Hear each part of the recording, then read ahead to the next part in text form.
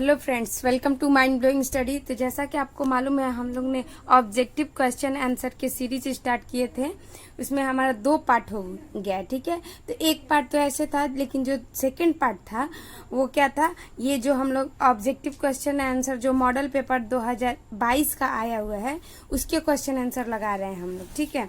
तो हम लोगों ने जो हमारा पहला चैप्टर का नाम था वास्तविक संख्या, उसमें 10 क्वेश्चन को सॉल्व किया था। आज बारी है 11वें क्वेश्चन की। तो सबसे पहले 11वें क्वेश्चन को पढ़िए ध्यान से, क्या बोल रहा है, एक एक वर्ड समझने की जरूरत है, ठीक है। कह रहा है कि एक अशून्य परिमेय और अपरिमेय संख्या का गुणनफल होगा। तो अशून्य क्यों बोला है यहाँ पे, ये चीज आपको बहुत ध्यान में रखना होगा कि अशून्य क्यों बोल रहा है, क्योंकि शून्य नहीं होना चाहिए, ठीक है। क्योंकि शून्य क्या होता है, एक परिमेय संख्या होता है। और यहाँ पे जो बोल रहा है कि वो परिमेय संख्या कैसा होना चाहिए, अशून्य, यानी 1 2 3 4 कुछ भी ले लीजिए, शून्य नहीं होना चाहिए। और कह रहा है कि एक अपरिमेय संख्या, यानी कि कोई एक संख्या लेना है।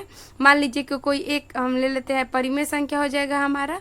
और एक बोल रहा है कि एक ऐसी संख्या लीजिए क्या, जो कि क्या हो, अपरिमेय। तो मान लीजिए कि √2 लीजिए, वो क्या है, अपरिमेय है। अब इनका बोला है कि गुणनफल, तो 1 × 1/√2। अब इसको गुणा करेंगे तो √2 ही आएगा। तो आपको मालूम है कि कभी भी परिमेय संख्या को अपरिमेय संख्या में जोड़ेंगे या घटाएंगे, गुणा करेंगे, भाग करेंगे, जो भी करेंगे वो हमेशा क्या आता है, अपरिमेय ही आता है। तो इसका आंसर क्या हो जाएगा, बी आंसर हो जाएगा। चीजें आपको समझ में आ रही होगी, ठीक है। अब यहाँ पे देखिए कह रहे 45 तथा 60 का मौसा ज्ञात कीजिए। तो और 45 और 60 का हमें मौसा ज्ञात करना है। तो अब मौसा तो अब बनाने का बहुत से तरीके, जैसे कि आप लोगों ने बचपन में जो सीखा होगा तरीका, वो क्या था, वो था कि 45 और 60 का कुछ इस तरीके से हम लोगों ने भाग विधि टाइप का सीखा था। एक बार में जाएगा और ये हो जाएगा 5, और यहाँ पे आएगा ये 45, और यहाँ पे देखिए 3 बार में। तो आप बता देंगे कि इसका मौसा कितना हो गया, HCF कितना हो जाएगा, तो 15। तो ये तो बच्चों वाला हो गया, ठीक है। अब थोड़ा सा हम लोगों ने जो बड़ा होकर सीखा है अभाज्य गुणनखंड विधि द्वारा, उसको भी कर लेते हैं। मौसा तो आपको ऐसे आ गया 15, ठीक है। और जो अभाज्य गुणनखंड वाला था वो भी निकाल लेते हैं। तो इसका गुणनखंड करेंगे तो क्या आएगा, 1 आएगा, और 3 आएगा, 3 आएगा और 5। इसका खंड कर लीजिएगा तो आपको खुद ब खुद मालूम चलेगा कि देखिए 15 3 45, और किसका करना था, 60 का करना था। तो 60 का करने के लिए आप क्या करेंगे, आपको कितना लाना है, 1 होगा, 2 होगा, 2 होगा, फिर क्या होगा, 4 हो गया यहाँ पे, और 15 चौका 7 था, 3 और लिख दीजिए, और 5 ये लिख दीजिए। अब HCF निकालने में क्या किया जाता है, कॉमन लिया जाता है। तो कॉमन इसमें 1 है, इसमें भी है, 1 लिख देंगे, ठीक है। और इसमें 1 3 है, इसमें भी 1 3 है, तो सिर्फ 1 3 लेंगे, ठीक है। और साथ में इसमें 1 5 है, इसमें भी 5 है, तो इसमें भी क्या लेंगे, 1 5। तो ये आपका आ जाएगा HCF, यहाँ पे आगे क्या 15। तो दोनों तरीके से आपको आना चाहिए। यहाँ पे ऑप्शन में दिया हुआ है, डी वाले ऑप्शन में दिया हुआ है, तो आप यहाँ पे डी को टिक कर दीजिए, 15। यही आपका क्या हो गया आंसर। अब 13 नंबर पे आते कह रहा है कि π/3 बराबर है। तो पाई कभी भी दिया रहेगा तो वो क्या होता है, एक अपरिमेय संख्या। जैसा कि अभी हम लोगों ने पढ़ा है कि कभी भी अपरिमेय संख्या में आप परिमेय संख्या को जोड़ दें, वो क्या हो जाएगा, अपरिमेय हो जाएगा। परिमेय संख्या में अपरिमेय संख्या में परिमेय को घटा देंगे तो वो भी क्या बना देगा, अपरिमेय। अपरिमेय में परिमेय के साथ गुणा भी करिएगा तो वो भी क्या बन जाता है, अपरिमेय ही बनता है। और भाग भी करिएगा तो क्या बनेगा, अपरिमेय। तो पाई क्या होता है, अपरिमेय संख्या। इसमें 3 से भाग दिया गया है तो ये क्या हो जाएगा, अपरिमेय संख्या। ये ध्यान रखिएगा, पाई की वैल्यू की बात नहीं हो रही है। पाई का वैल्यू जो 22/7 होता है वो परिमेय संख्या होता है, लेकिन जो पाई लिखा हुआ रहता है, क्योंकि जो 22/7 पाई का वैल्यू होता है वो पाई का पूरी तरीके से मान नहीं है, वो पाई का निकटतम मान है। पाई का मान अभी तक निश्चित हुआ ही नहीं है कि वो कितना है, ठीक है। तो 22/7 क्या किया गया है, एक निकटतम मान लिया गया है। तो कभी भी पाई अगर कहीं भी आपको लिखा हुआ दिख जाए तो वो अपरिमेय होगा। और लेकिन अगर उसका वैल्यू पूछ दिया जाए कि 22/7 परिमेय है, तो आप बता देंगे क्या है कि 22/7 एक परिमेय संख्या है, ठीक है। और आगे आते हैं, आगे बोला है कि यदि f x बराबर x⁻3 ऐसे करके f बराबर, यहाँ पे x का वैल्यू रखने के लिए दिया है क्या, 1, और इसका वैल्यू आराम से आपको ज्ञात करना है। तो ये भी काफी सिंपल सा क्वेश्चन है, थोड़ा सा समझने की देरी है, बाकी सारे क्वेश्चन यूं सॉल्व हो जाएंगे। fx बराबर देखिए यहाँ पे, हाँ हाँ, एफ एक्स बराबर क्या दिया हुआ है, एक्स की power 3 minus 5x² plus 2x plus का 2। अब यहाँ पे बोल रहा है कि एफ एक्स का वैल्यू कितना रखना है, एक, तो एक का रख दी 1³ माइनस 5 इंटू 1 का square plus 2 into a1 plus 2। अब यहाँ पे क्या हो जाएगा, 1 का क्यूब करेंगे तो 1, ये हो जाएगा -5, ये प्लस 2 और प्लस का ये कितना 2। अब यहाँ पे लिख दे 2 2 4 1 5, और 5 में से 5 घटाएंगे तो कितना आ जाएगा 0। तो इसका वैल्यू कितना आ गया, 0 के बराबर। तो ऑप्शन ए में दिया हुआ है क्या, 0। अब जैसा भी रहेगा, आपको सॉल्व करने आता है, आप आराम से सॉल्व करके दिखा सकते हैं। नेक्स्ट क्वेश्चन पे आते हैं। नेक्स्ट क्वेश्चन क्या दिया हुआ है कि 0.7 पर रेकरिंग दिया हुआ है, ठीक है। तो 0.7 का रेकरिंग बराबर में दिया हुआ वॉट, ठीक है, यानी कि इसका वैल्यू ज्ञात करना है। तो कभी भी क्या किया जाए कि अगर किसी भी संख्या के सर पर रेकरिंग दिया हो तो उसका वैल्यू क्या होता है, 9 होता है। उसको यहाँ पे लिख देंगे 7, और ये रेकरिंग को हटाएंगे तो ये कितना आ जाएगा 9। तो इसका वैल्यू कितना आ गया 7/9। अगर 2 पे रहता, 2 अंक पे अगर रेकरिंग रहता तो 2 ठो 9 लिखते हैं। आगे क्वेश्चन दिया हुआ है क्या कि 8 का पावर 0 इंटू 2 का पावर 0, ये दिया हुआ है 8 का पावर 0 इंटू 2 का पावर 0, ठीक है। तो किसी भी संख्या का अगर पावर 0 होता है तो उसका वैल्यू क्या होता है, 1 होता है। तो 8 का पावर 0, इसका मतलब इसका वैल्यू कितना हो जाएगा 1। उसी तरीके से 2 का पावर 0, इसका वैल्यू भी क्या हो जाएगा 1, और 1 में 1 से गुणा करेंगे तो कितना आएगा 1। तो इसका मतलब इसका आंसर क्या हो जाएगा 1 हो जाएगा। और यहाँ पे 7/9 इसका आंसर आता, तो ये हो गया। अब आगे आते हैं। कह रहा है कि यदि क्वेश्चन देखिए, कह रहा है कि यदि a और b अभाज्य संख्या है तो a और b का लसा क्या होगा, ठीक है। देखिए, आपको अगर ऐसे समझ में नहीं आता है तो आप ए और बी को क्या कर लीजिए, कुछ ना कुछ संख्या मान लीजिए, वैसे आपको ज्यादा समझ में आएगा। जैसे कि बोल रहा है कि ए है और बी है, दोनों एक अभाज्य संख्या है। तो अभाज्य संख्या का डेफिनेशन मैंने पिछले ही वीडियो में बता दिया कि अभाज्य संख्या किसको कहते हैं, एक से बड़ी वैसी संख्या जो एक से कटे और अपने आप से कटे, मतलब कि एक से विभाजित हो और अपने आप से विभाजित हो, और कोई संख्या से विभाजित नहीं होना चाहिए। तो ए के लिए कुछ मान लीजिएगा 2 मान लेते हैं, ठीक है, और बी के लिए मान लीजिए क्या 3 मान लीजिए। अब इसका एलसीएम निकालिए, तो इसका एलसीएम आप निकालेंगे तो क्या आएगा 2 × 3 यानी कि 6 ही आएगा। तो इसी तरह ए और बी का अगर एलसीएम निकालने जाएंगे तो ए और बी आएगा, इसके अलावा कुछ आ सकता है। इसको भी 2 × 3 तो लिख ही सकते हैं, 2 × 3 नहीं लिख सकते हैं।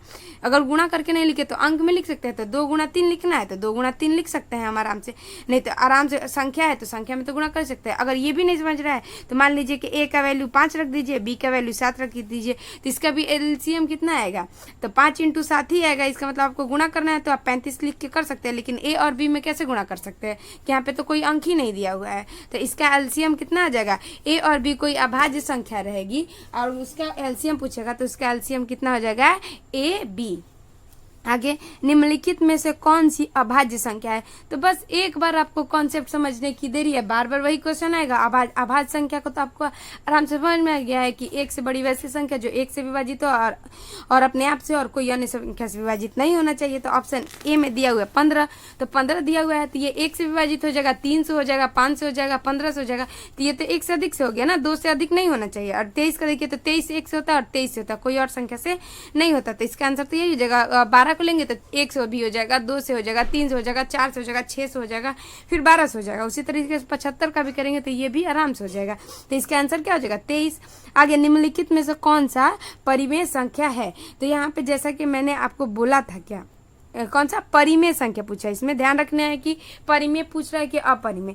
तो यहाँ पे देखिए 2 क्या है परिमेय संख्या और यहाँ पे √3 क्या है अपरिमेय संख्या। अभी ही बताया है कि कभी भी अपरिमेय संख्या में परिमेय संख्या को घटाया जाए या जोड़ा जाए वो क्या बना लेता है अपरिमेय। तो ये तो अपरिमेय हो गया। और √5 क्योंकि अभाज्य तो ये भी क्या होगा अपरिमेय। और √6 तो √6 को भी √2 × 3 करेंगे तो ये भी अपरिमेय ही होगा। और यहाँ पे देखिए अपरिमेय 2 √3 तो अपरिमेय है, देखिए 2 √3 अपरिमेय है और साथ में √3 भी अपरिमेय है, लेकिन √3 कैंसिल कर देंगे तो बचेगा क्या सिर्फ 2। तो सिर्फ 2 तो क्या हो जाएगा परिमेय संख्या, तो इसलिए इसका आंसर क्या हो जाएगा सी होगा। ये ध्यान रखिएगा। अब ये मत समझिएगा कि किसी भी संख्या को अपरिमेय, तो अगर उसको सॉल्व करेंगे, अगर लास्ट तक उसको सॉल्व करेंगे और देखेंगे कि अगर यहाँ पे लास्ट में मेरा कुछ रूट वाला संख्या नहीं बच रहा है तभी बता सकते हैं कि परिमेय है कि अपरिमेय है, ठीक है। आगे समझते हैं। कह रहे यदि 65 तथा 117 का मौसा 65m माइनस 117 के रूप का है तो m का मान ज्ञात कीजिए। ठीक है, तो m का ज्ञात करने के लिए बोला है मान। तो देखिए इसको कैसे बनाते हैं। देखिए इसमें तो क्या करना पड़ेगा हमें, 65m माइनस 17 के रूप का है ना। तो सबसे पहले आप क्या करिए कि 65 और 117 का असर निकाल लीजिए, एचसीएफ निकाल लीजिए। तो ये कितने बार में जाएगा, तो 2 बार में जाएगा। ठीक है, 2 बार में 10 और ये हो जाएगा 130, नहीं एक ही बार में जाएगा ना, एक बार में लेके जाएंगे तो कितना हो जाएगा 65, ये बचेगा 2 और 5 52, अभी भी नहीं गया तो एक बार में और लेके जाइए, यहाँ पे 52, ये बचेगा कितना 0 और 1, ये हो गया। यहाँ पे आप क्या करिए कि 65 का कर लीजिए, 13 5 65 हो जाएगा, और 117 का करेंगे तो कितना हो जाएगा 17, 13 इंटू 3 इंटू 3, ये हो जाएगा। तो इसका एचसीएफ कितना होगा, ठीक है, एचसीएफ निकालेंगे तो इसका एचसीएफ आ जाएगा 13। ठीक है, तो एचसीएफ अगर उस तरीके से करेंगे तो लंबा हो जाता है, तो इसीलिए हम इस तरीके से कर रहे हैं। तो एचसीएफ कितना आ गया 13 आ गया। इसका मतलब क्वेश्चन में बोला है कि 65m माइनस 17 का एचसीएफ किसके रूप का है, तो मतलब कि यहाँ पे 13 और 17 बोला था, 65 और 117 का मौसा किसके रूप का है 13, तो इसके बराबर हम क्या लिख सकते हैं 13 लिख सकते हैं।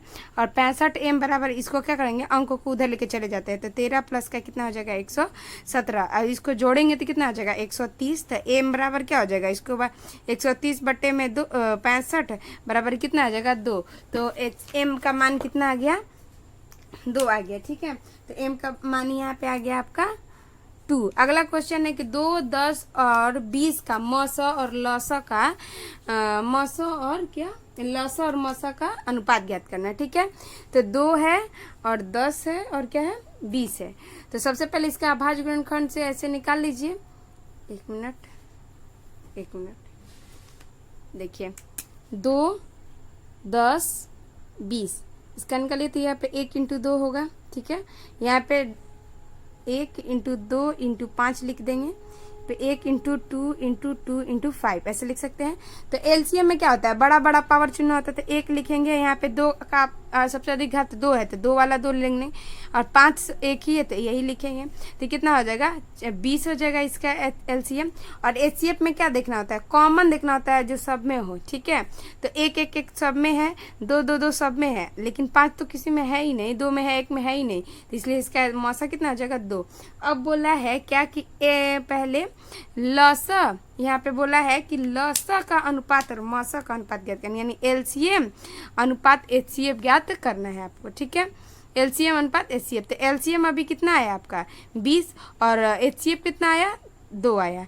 इसको काटना चाहेंगे तो काट सकते हैं, 1 यानी 10 अनुपात, ये आपका आंसर आ जाएगा 1, यही इसका आंसर हो जाएगा। ध्यान रखना है कि पहले बोलेगा लौसा तो आप पहले लिखिएगा लौसा, उसके बाद बोलेगा मौसा तो उसके बाद ही मौसा, नहीं तो देखिए 1:10 भी ऑप्शन में है, 10:1 भी है, तो यहाँ पे गड़बड़ी हो सकता है। पहले लौसा दिया था इसलिए हम लोग ने पहले लौसा लिखा था। अगला क्वेश्चन क्या हुआ कि सबसे छोटा भाज्य संख्या और सबसे छोटी अभाज्य संख्या का मौसा कितना होगा। तो सबसे पहले ये बताइए सबसे छोटा भाज्य संख्या किसे कहते हैं, भाज्य संख्या किसको कहते हैं, 1 से बड़ी वैसी संख्या जिसका कम से कम 2 से यानी कि 3 फैक्टर होना चाहिए, उसी को हम क्या कह सकते हैं भाई, 1 तो होगा नहीं, 2 होगा नहीं, 3 होगा नहीं, 4 होगा। ठीक है, तो सबसे छोटा भाज्य संख्या क्या हो सकता है, सबसे छोटा भाज्य संख्या क्या हो जाएगा 4। ठीक है, छोटा भाज्य संख्या, छोटी भाज्य संख्या क्या हो जाएगा 4, और सबसे छोटी अभाज्य संख्या भी बोला है अभाज्य संख्या, तो सबसे छोटी अभाज्य संख्या क्या होती है 2 होती है। ठीक है, तो यहाँ पे 2। अब इसका बोला है क्या निकालिए आप, इसका निकालिए मौसा, तो इसका निकाल लेंगे हम क्या मौसा यानी HCF। तो यहाँ पे 4 का अगर लिखेंगे तो लिखेंगे यहाँ पे लिखते 1 गुणे 2 गुणा 2 यही लिखेंगे, और 2 का लिखना होगा तो 1 गुणा 2। अब मौसा इसका कितना हो सकता है, तो HCF इसका होगा जो दोनों में कॉमन होगा 1 भी है और 2, तो इसका मौसा कितना हो जाएगा 2 हो जाएगा। ठीक है, ये वाला इसका आंसर हो जाएगा बी। अब कह रहे दो लगातार संख्याओं का मौसा ज्ञात कीजिए। तो दो लगातार कोई भी संख्या ले सकते हैं आप। दो लगातार संख्या लेना है तो मान लीजिए 2 रख लीजिए और एक 3 रख लीजिए। दो लगातार संख्या बोला तो एक 2 ले लेते हैं, एक 3, और इसका मौसा निकालने जाएंगे तो इसका मौसा 1 होगा, क्योंकि 2 का गुणनखंड 1 × 2 आएगा, और 3 का करेंगे तो 1 × 3, तो इसका मौसा कितना हो जाएगा, इसका मौसा हो जाएगा 1। यानी कभी भी क्वेश्चन में बोले कि दो लगातार संख्याओं का मौसा कितना होता है, तो दो लगातार संख्याओं का मौसा कितना होता है, 1 होता है। हो गया। आगे कह रहा है कि 105 के कितने अभाज्य गुणनखंड है। तो 105 के कुल कितने अभाज्य गुणनखंड है, तो यहाँ पे 105 का अभाज्य गुणनखंड निकालना है ना, तो ऐसे निकालिए। 5 बार में जाएगा 1 0 0 1, ये हो गया। फिर आप लेके जाएंगे कितने से, तो आपका जाएगा यहाँ पे 11 से लेके जाइए, ठीक है। 11 से लेके जाएंगे, उससे भी पहले ये शायद 7 से जा सकता है, तो 7 से आप एक बार करके देख लीजिए। तो ये एक पे 3 7 चौका 28, हाँ 7 से जाएगा, तो सबसे पहले 7 से लेके जाइए तो कितना आएगा, 1 4 3, ये हो गया।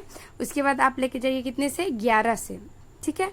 11 से लेके जाएंगे तो ये जाएगा 1 और 3, तो 5 7 11 13, इसमें ये आ गया। इसमें क्वेश्चन में क्या बोला है कि 105 के कितने अभाज्य गुणनखंड है, तो कितने हैं, 1 2 3 4, तो टोटल कितने हैं, 4। तो ऑप्शन बी में दिया हुआ है 4। तो अब गिन के लिखना है आपको कि कितना था, तो 4 था, तो हम लोगों ने 4 लिख दिया। कह रहे कितने दो संख्याओं की, कितने दो अंकों की संख्या 3 से विभाजित होगी, ठीक है। कह रहा है कि कितनी संख्याएं हैं, बोला है कि कितने दो अंकों की संख्या 3 से विभाज्य है, ठीक है। तो यहाँ पे क्या करेंगे हम, सबसे पहले दो अंकों की पहली संख्या जो 3 से विभाजित होगी 12 होगी, और अंतिम जो होगी दो अंकों की उसको करेंगे 99 है। यहाँ पे हम AP वाला फॉर्मूला लगाएंगे, तो A और D क्या है, क्योंकि 3 से विभाजित है तो D बराबर इसका यहाँ पे क्या आ जाएगा 3। अब यहाँ पे AN वाला फॉर्मूला लगा लीजिए, A + n - 1 D, ये हो गया। AN कितना था, 99 है। A कितना है, 12 + n कितना है, नहीं मालूम है, n ही तो निकालना है। D कितना है, 3, और इधर से ले आइए 99 माइनस कितना हो जाएगा 12 बराबर n - 1, और ये × 3, यहाँ पे या का साइन दे दीजिए। इसको घटाएंगे तो कितना हो जाएगा 7 और 8, यहाँ से 3 से भागा दे दीजिए, एक मन, क्योंकि वहाँ गुणा था ना इसलिए। अब इसको काटेंगे तो यह आ जाएगा कितना, 29, ठीक है। यहाँ पे करेंगे तो कितना आ जाएगा 29, और यहाँ पे है -1, इधर आएगा तो क्या +1 बराबर n। तो n बराबर आपका क्या आ गया, n बराबर आपका 30, यानी कि टोटल 30 संख्याएं हैं जो क्या होंगी, 3 से विभाजित होंगी। तो ये आपका जो पहले चैप्टर का था वस्तुनिष्ठ प्रश्न, ये आपका हो गया समाप्त, ठीक है। आप एक बार फिर से रिवाइज कर लीजिएगा इसको। इस टाइप के क्वेश्चन अब आपको कभी भी मिलेंगे तो आराम से सॉल्व होंगे। अब नेक्स्ट पार्ट में हम चैप्टर नंबर 2 के ऑब्जेक्टिव क्वेश्चन करेंगे। अगर आपको वीडियो अच्छा लगा तो आप हमें लाइक और कमेंट करके बता सकते हैं। यहाँ तक वीडियो देखने के लिए आपका बहुत बहुत धन्यवाद।